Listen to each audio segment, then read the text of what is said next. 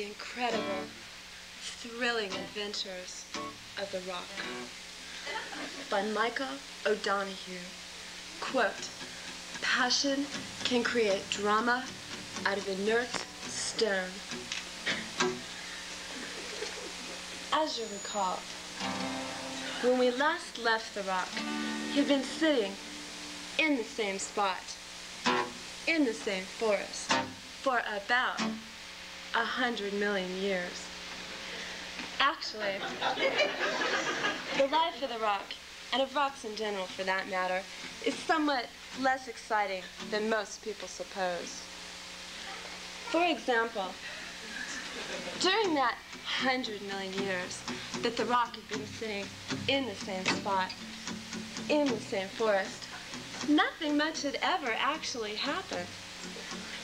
A dinosaur tripped over him once, but that was years ago. There was an earthquake in 1311, and he rolled 3 feet. Every so often, an insect would live on him or under him, but even that soon lost its novelty.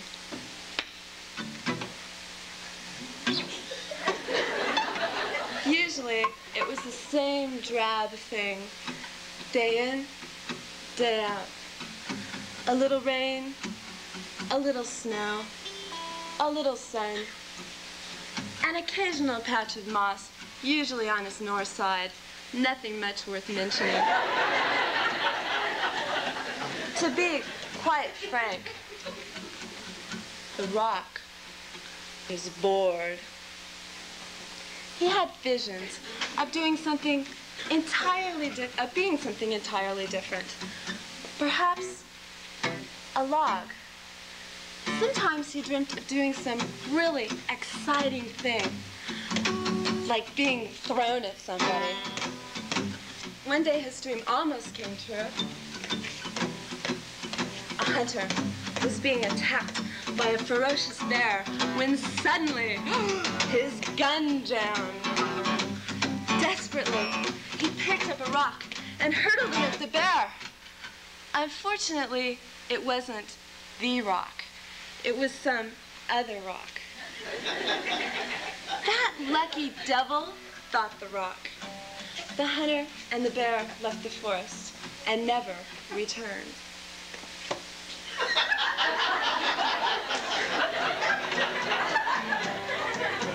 One day, an eminent geologist came into the forest to collect mineral specimens.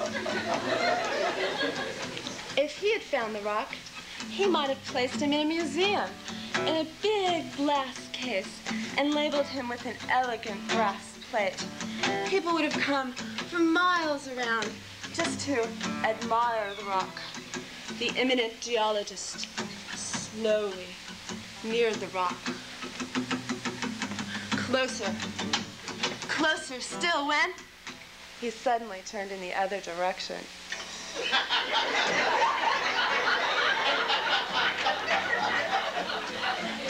If the rock could have, he would have shouted, "Hey, look at me! I'm a great rock!" But of course, rocks can't shout. And anyway, the geologist never even saw him. Oh, he did find a rock, but it was some other rock. The eminent geologist left the forest and never returned. This has been a typical day in the life of the rock. One day, some businessmen came into the forest. One of them pointed to the rock and said, "Hey, we could use this rock as a symbol for our insurance company." Another businessman who had traveled quite a bit said, "I know a better rock." And they went away.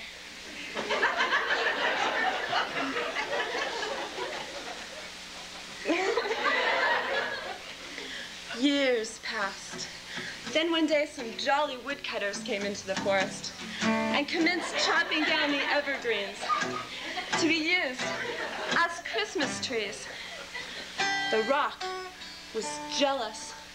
He wished the woodcutters would notice him and take him home for Christmas. But of course, nobody did. Then the woodcutters loaded all the trees onto trucks and drove away, leaving the rock alone. The rock brooded all night.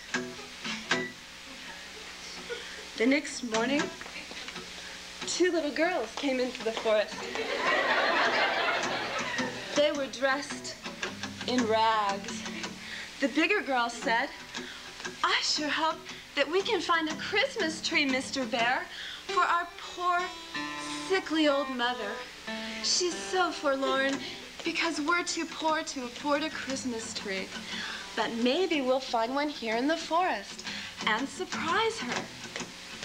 The girls were dismayed to see that the woodcutters had taken all the trees, even the little ones.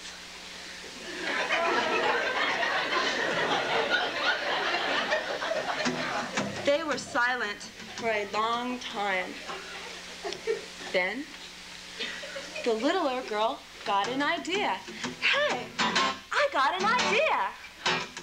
Why don't we take this rock here and we could take him home and paint him red and green and put tinsel on him and glue Santa to the side and put a big candle on top, and he could be a Christmas rock." Then her older sister turned slowly, her face brightening, and she said, "A Christmas rock? That's the dumbest thing I ever heard of. I mean, it's really stupid. A Christmas rock? You moron." Then the 2 little girls left the forest and never returned. The end.